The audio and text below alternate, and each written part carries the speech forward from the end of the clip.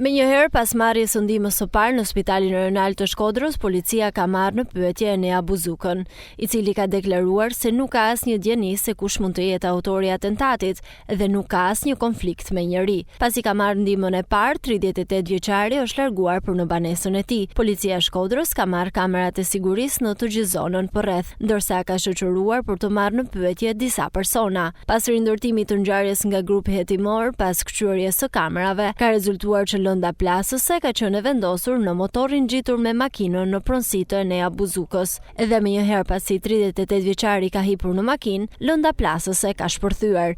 Sipas burimeve policore, mendohet se motori ka qenë i vendosur që në orët e para të mëngjesit të ditës së djeshme, ngjitur me makinën, ndërsa autorët e dyshuar kanë vëzhguar lëvizjet e 38 vjeçarit për të aktivizuar më pas lëndën shpërthyese dhe larguar më pas me automjetin që u gjeti djegur në Posrib. Policia po vijon hetimet për dokumentimin e plotë të kësaj ngjarje.